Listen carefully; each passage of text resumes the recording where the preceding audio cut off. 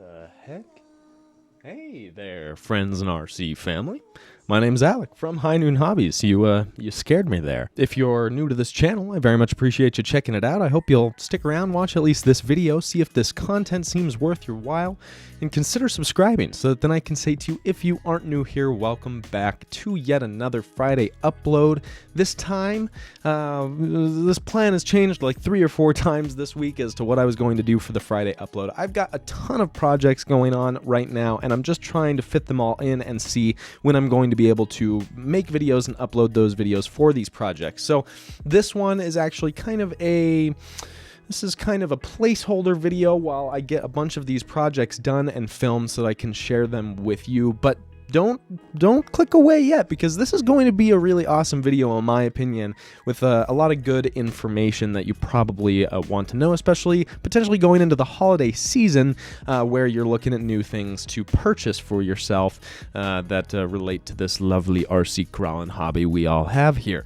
But we're going to be taking a look at what I personally think the best remote is for your 4-wheel steer rig. Now, I personally have a 4-wheel steer Capra. It was one of the, I think it was the second truck that I purchased. It's crazy to think how many trucks I have now. It's a little bit disturbing, but I really like the 4-wheel steer Capra platform. I enjoy it a ton. I enjoy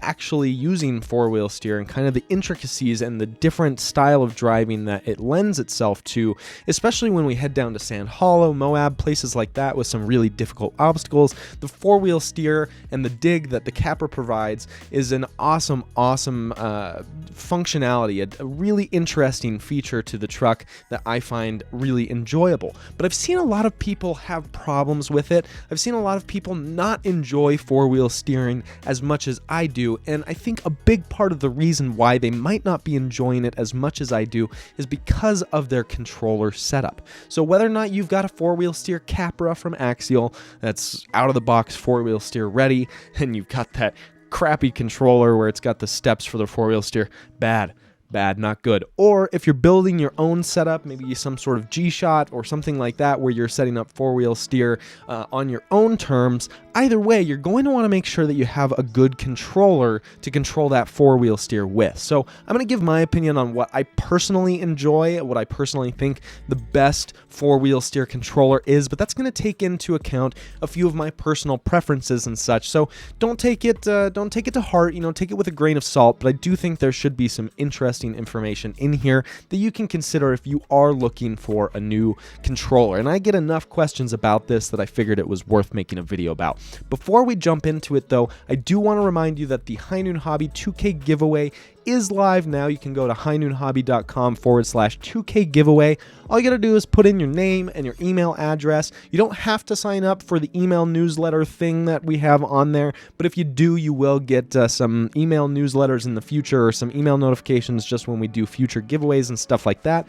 Don't worry, I don't have time to email you every single day or every single week. You're not going to get spam from me, I can promise you that. It's just going to be the good juicy stuff that you want to know about, and maybe if you miss an upload, you won't be able to. But we're going to end that giveaway on December 30th at 11:59 p.m. Mountain Standard Time, and then we'll be announcing the giveaway winner on the live stream on January 1st, the beginning of the new year, the same day that we donate our money from the 2022 season to our sponsored organization, I'll say, for the 2022 season, which was the Utah 4-Wheel Drive Association. So you're definitely going to want to tune into that live stream, whether or not you enter in the giveaway. There's going to be a lot of cool stuff happening in that giveaway or in that live stream.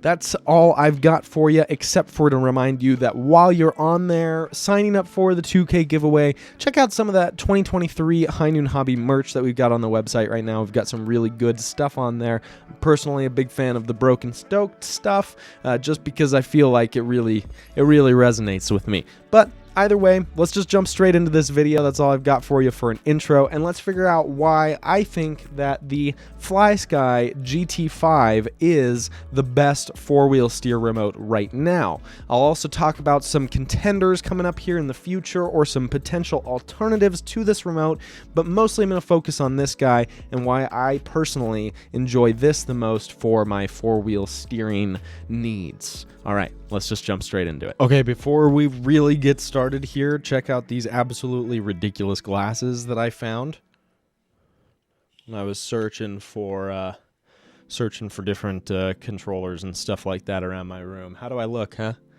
Is this a vibe? Should I do this in the next competition I'm in so that no one can see where I'm looking or what I'm thinking? Poker face it up? I think so. I think I'm going to do it. If you ever get your eyes checked and you have glasses, you're probably going to look as cool as me with a pair of these guys. Hey, I got them for free. Well, probably paid that doctor way too much money for some glasses, but, you know, insurance and stuff. Okay, let's just jump straight into this, right? If you guys have been a fan of the channel for long, or if you watch West Desert Wheeler, you'll probably know a little bit about this controller, or you will at least have seen it before. Both he and I really like running this controller. If you're a fan of the channel again, or if you've seen any of my previous videos, you're likely to have seen one of my Capra videos. The Capra has definitely been featured pretty prominently on the channel, and so you'll be familiar with the fact that I'm a big fan of four-wheel steer vehicles. I really like the way that they introduce a different dynamic into the driving. They're quite interesting, and especially with a lot of the obstacles that we have here in Utah, especially when we head down south. There's a ton of amazing stuff down there. Again, if you haven't checked out West Desert Wheeler, definitely do that. His channel will be linked down in the description.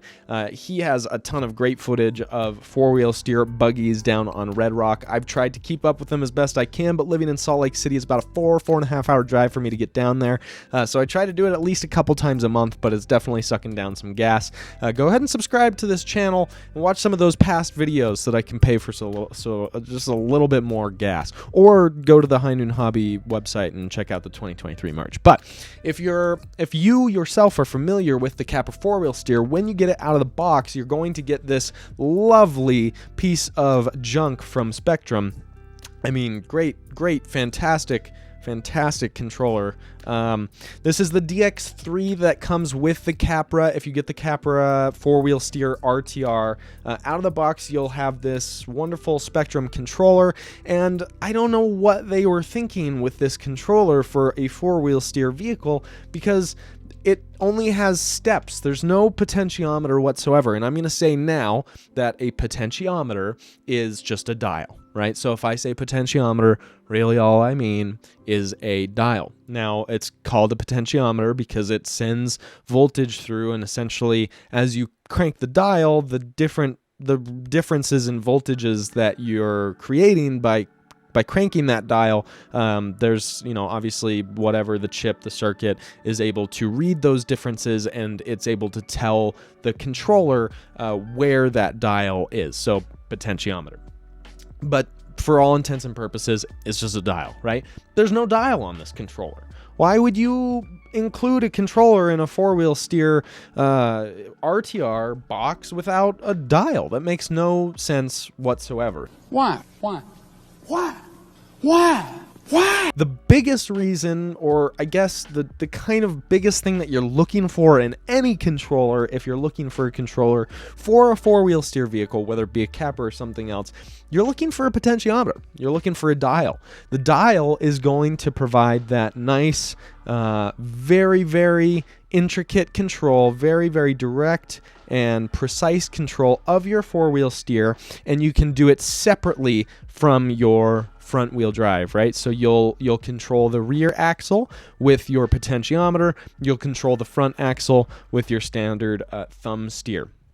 Now, why do I personally think, why have I stuck with the GT5, right? I make plenty of bad spending decisions. I could have replaced this thing a million times over by now. Why have I stuck with this controller? What is it about this thing that has really stood out to me and made me enjoy it? Well, I would say there are a few things, right? One, it is cheap. It's the controller itself is cheap, and the receivers, which do add up. If you end up using a controller for multiple rigs, the cost of the receiver does add up. For your kind of comparative knowledge here, if you were to do like a Spectrum system, the GT5 rugged or whatever that I also use, those receivers are like $60 if you want a 5-channel receiver, $65 if you want a 5-channel receiver from Spectrum. If you want a 5 or a 6-channel receiver that works with a GT5 from FlySky, you're talking like $15 to $25 tops. So receivers are cheap. The controller itself is only like, it's under $60 at this point, so you could replace this whole thing for the cost of a receiver from Spectrum, which is absolutely ridiculous. It's kind of unfortunate that they set you up in that way, where a lot of companies are moving to Spectrum electronics, which means you're going to get a Spectrum receiver in your RTR truck, which means you're more likely to stick with Spectrum. I would caution against it and just say, if you're thinking that this is a hobby that you're going to get into big time, remember that receivers add up quick. If you've got, like me, if in 1 year you went 0 to 100 and all of a sudden you've got 6 or 7 RC trucks, that's 6 or 7 times $65. It's not cheap, right? So if you can find a controller that you like with cheaper receivers, that's a win in my book.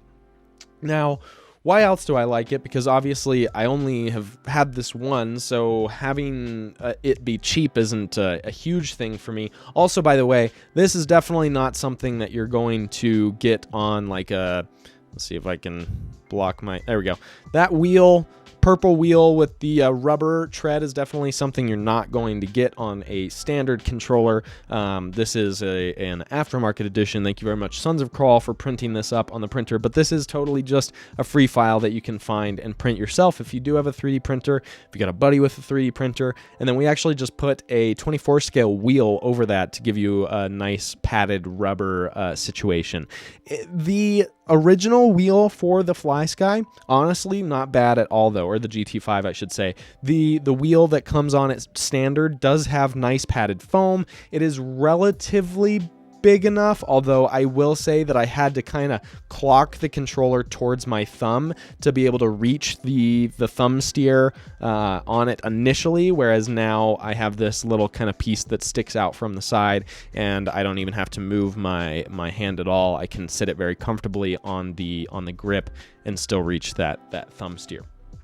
But why else do I like this controller? I like it because it's simple and it just works. There's really not a whole lot to it. The menu system is relatively beginner friendly. I don't think that there's a single controller out there, unless you're talking about something like this, where there's just no customizability basically whatsoever to the controller. I mean, you've got trim and that's it.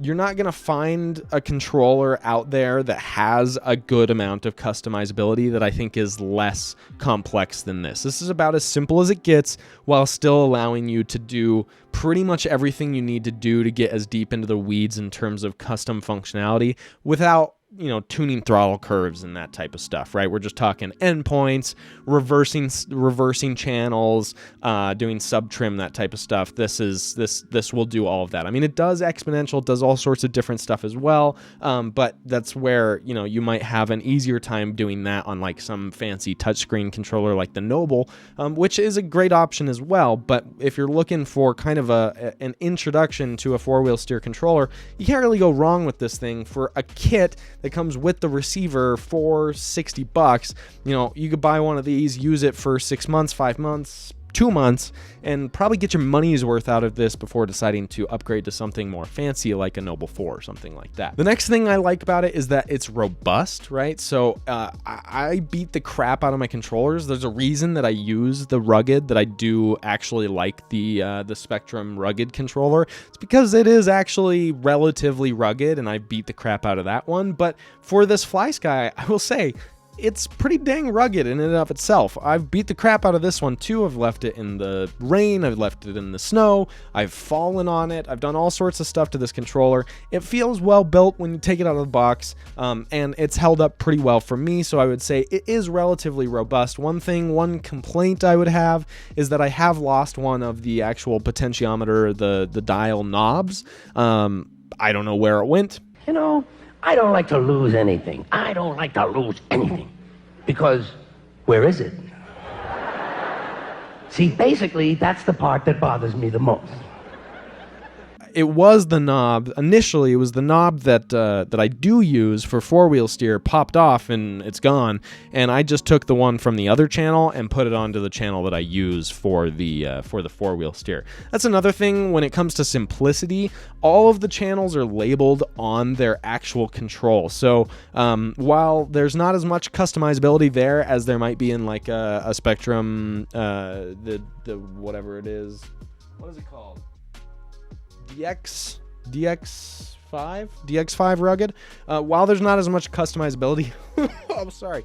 While there's not as much customizability on the FlySky as the rugged, because on the rugged you can actually change, what button controls what channel. On here, the simplicities, for simplicity's sake, this is really nice. All the channels are assigned to a certain button, and they're labeled so that you know exactly what you're controlling with what button. That's also something that you can just get around in terms of reassigning by just unplugging, whatever it is that you're trying to control with that channel. Just unplug it, put it into the right channel, and then it's on that button and you don't have to worry about it. That's pretty nice in terms of simplicity. That's another point there. Now, beyond robustness, it does also feel very accurate, right? In terms of the throttle, feels very nice. It feels very smooth. It feels like the modularity on it is very good, and that I can get very accurate, low speed precision. It just works. The steering, again, feels nice, feels smooth, feels like there's no slop or anything like that. There's not too much tension, there's just enough, and I've never had a problem when it comes to accuracy or precision or anything like that. So it feels good, especially for the price. I don't think you're going to find something that matches how controllable this controller feels. And then, obviously, the biggest reason that I like this for four-wheel steer is that it has these potentiometers up top. It has these knobs. They're really awesome. They're easy to assign to that four-wheel steer channel, and yeah, it's nice. And you can still set your endpoints and all that sort of stuff just like you normally would. But instead of, I see a lot of people just do the mixing with four-wheel steer. Which, again, four-wheel steer is like a million different videos, right? There's a ton of different information out there, and there are a ton of videos that exist when it comes to how to set up your controller, how to set up the four-wheel steer situation. There are more full, in-depth reviews on the GT5 if you're looking for more technical information than I'm providing here. I'm just giving you guys my opinion on it, right? But I do really like these potentiometers, and that for a four-wheel steer controller is the most important thing. So if you're looking for something with maybe a little bit more functionality, bigger screen, nicer, yada yada yada, you might think about the G7P from FlySky. That's another nice FlySky controller. I believe it's kind of the successor to this guy here, and it's about $80 I want to say right now, so it's still under 100. And there's a bit more functionality in the menu systems of the G7P, but for the price I don't think you can beat it, and it also has a nice potentiometer up top. So FlySky is just kind of killing it in the budget controller game right now, and especially if you're looking to do a four-wheel steer rig, I would look at them specifically because I think they do some really good stuff. Now, what don't I like about this controller? Well, I kind of already touched on the fact that the menu is a little bit weird. It's more just a little odd to get accustomed to, especially if you come from other menu systems. The way that this menu system's set up, it should be pretty self-explanatory. It should be simple, but for some reason I had a hard time grasping it and navigating it. But now now I totally understand. It took me like a week or two to kind of get the feel for it and understand how to use it. Again, there's tons and tons of videos on YouTube showing you how to use the menu system on the GT5, and it really isn't that complex, but It's not as intuitive as I think it probably could be, but I don't know what I would fix. I'm not an engineer. You did a great job, FlySky. It's just me being dumb. That's one thing I would say is like not quite all the way there. Now, it could have more functionality if they did allow you to reassign buttons and stuff like that. So, I mean, that could be considered a con, but again, it could be considered a plus just if you're looking for something simple, right? So, pros and cons there. But again, if all you're doing is four-wheel steer and maybe a dig channel or something like that, this controller is going to get you covered very, very easily. Now, probably the biggest problem that I have with my GT5, I don't know if this is just a problem with mine, so if you have one, please let me know in the comment section down below if this is a problem for you as well, but I blow through batteries on this thing. I'm still using the AA batteries, the normal AA battery setup, right? I absolutely blow through batteries on this thing faster than any other controller that I have or that I've seen. I don't know what it is. I don't know what I'm doing wrong. I don't know if I need to put the little dongle up so that the radio transmission is more efficient, but I never do that. So I blow through battery on this. This just is what it is, and I'm used to it now. I carry a ton of spare AA's with me every time I go out running anyways. Usually because I have multiple controllers, or we've got tons of people that run AA's in their controllers, so it's just good to have like a full pack of AA's with you. If someone else runs out, you've got them covered, and then if you run out, you're not worried about it as well. Although I will say it looks like there's a JST plug in here where you might be able to run like a 2-cell LiPo battery. That's something to consider. That might be something that I'll do in the future, but for now, again, I'm kind of sticking with what works, what's simple, what's easy to use, and just throwing in AA's and forgetting about it. Not a big deal to me, and not a big deal to buy like giant packs of AA's at Costco for super cheap. Throw a few in a Ziploc bag, call it a day. You know, that's just what I do. But guys, that's my thoughts on this and why I think this is kind of the best option for if you're looking for a good controller for a four-wheel steer setup. This would be a good way to do it. It would be a good controller to consider at least. And like I said, if you're looking for something maybe a little bit nicer, that G7P is definitely an option. If you're looking for something really nice and you've got like $250 to blow, consider that FlySky Noble. The Noble is definitely a nice one, and it's got some nice functionality to it as well. It doesn't have the same potentiometers on the Noble that this one does, like on the top here, although it does have a small potentiometer down kind of by your thumb.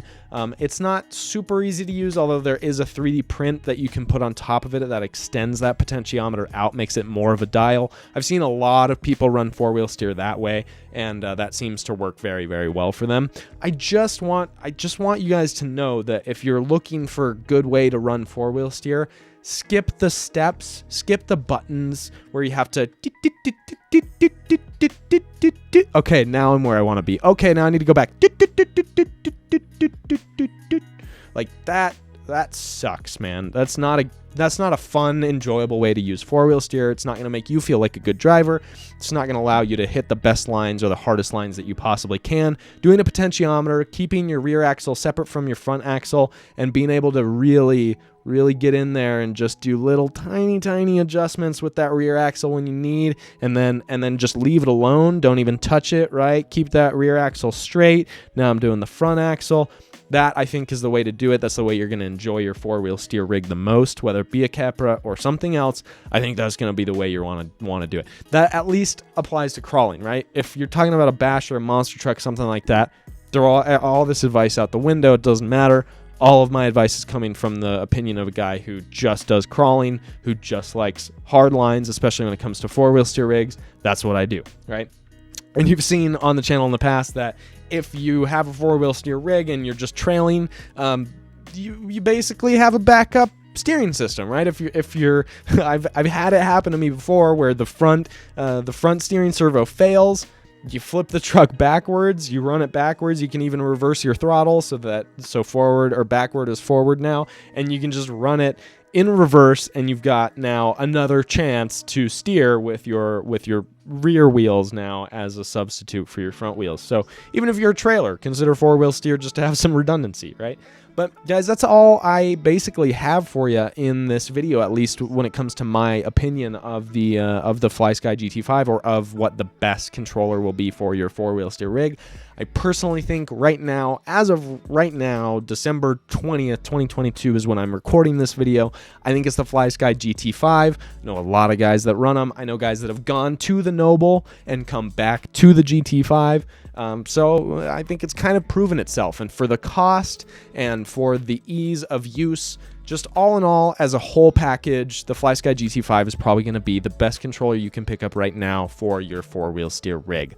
Guys, I really appreciate you guys watching this video. You made it to the end. If you enjoyed it, go ahead and give it a like and subscribe to the channel for more content like this every Friday, and maybe even a few more times thrown in there throughout the week, as well as our high noon Sunday live stream. All right, that's all I got. Hey, get into that giveaway before it's too late. That closes on December 30th at 11:59. We'll be announcing the winner on January 1st on the live stream, as well as donating to the Utah Four-Wheel Drive Association the half of our proceeds from 2022. Let me know what you guys think. Comment section down below. Like it. That lets me know that you like the more informational videos. It's good knowledge to know. If you hated it, don't like it. Dislike it. Do whatever. Unsub. Get the fuck out of here. I don't want you here. All right, guys. No, I do. I'm sorry. Right? I'm sorry. No, I don't. We don't want you here. If you don't like it, get out of here. Right? Enjoy some hard lines. Enjoy some scale trailing. We'll see you on the next one. Cheers, guys.